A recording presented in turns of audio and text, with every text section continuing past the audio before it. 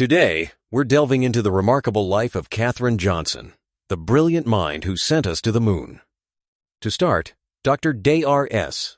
Ellis, how did her childhood in segregated West Virginia shape her prodigious talent for mathematics? Catherine's childhood was marked by an insatiable curiosity. She counted everything, from steps to stars.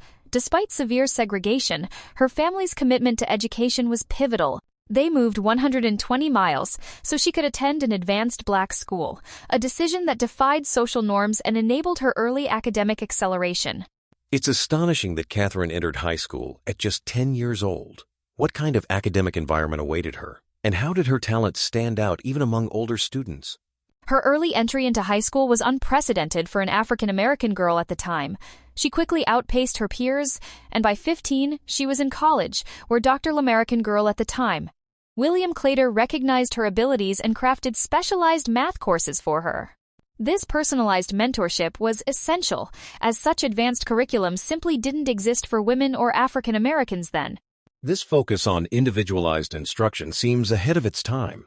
Would you say her experience set a precedent for how we now approach gifted education? Absolutely. Her journey highlights the importance of nurturing extraordinary talent regardless of background. Today, programs for gifted youth strive to emulate this approach, but Katherine's experience was truly trailblazing for both gender and racial equity in STEM education. Transitioning from her academic achievements, Katherine began her career as a teacher before joining NACA, the precursor to NASA. Dr. Ellis, what was the role of human computers at NACA, and why were women, particularly women of color, so vital in this capacity? Human computers were essentially living calculators. In the pre-digital era, these women performed complex, high-stakes calculations for flight trajectories using only pencils, slide rules, and paper. Despite facing double discrimination, African-American women like Katherine filled crucial roles because their precision and attention to detail were unmatched. That manual calculation process sounds almost unimaginable today. How did Katherine's work distinguish her among her peers and within a predominantly male, segregated workplace? Her reputation for accuracy became legendary. Engineers routinely brought their toughest problems directly to her, trusting her calculations over others. She often checked and rechecked every figure, ensuring mission safety. Her analytical approach was so rigorous that she became integral to mission planning, setting a new standard for computational reliability. Given the lack of electronic aids, what strategies did these human computers use to minimize errors and maximize efficiency? They relied on meticulous double-checking, collaborative review, and an understanding of mathematical theory far beyond rote arithmetic. Think of it as running quality checks on every step. Katherine exemplified this by questioning assumptions and verifying results habits that remain foundational in today's computational sciences. Let's move into the era of the space race. When the Soviets launched Sputnik, the pressure on American scientists surged. How did Katherine Johnson's expertise become vital to America's early space missions? The launch of Sputnik in 1957 was a wake-up call. The U.S. needed precise trajectory calculations for missions like Alan Shepard's Freedom 7.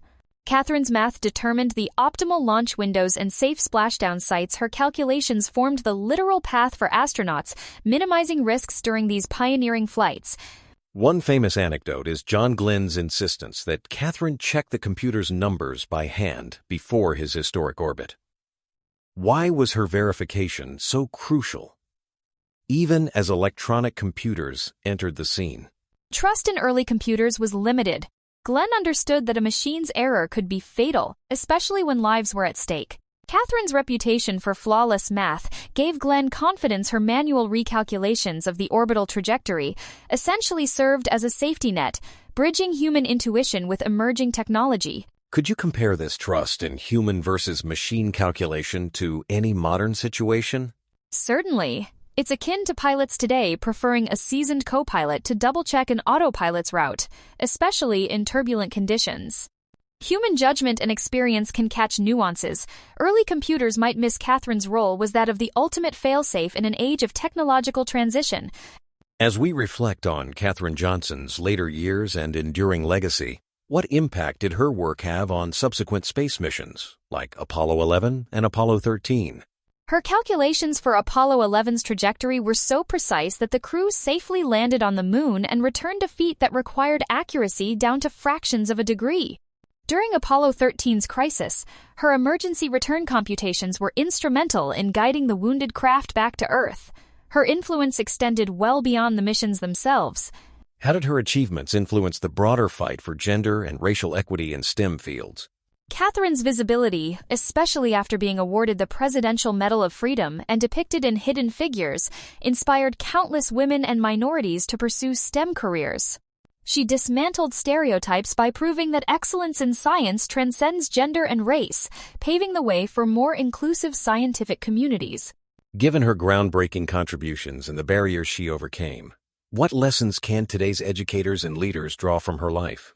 Catherine's story teaches us that nurturing diverse talent isn't just a moral imperative, it's essential for innovation. By recognizing and supporting gifted individuals from all backgrounds, we gain perspectives that drive progress, much like her mathematics propelled humanity into space.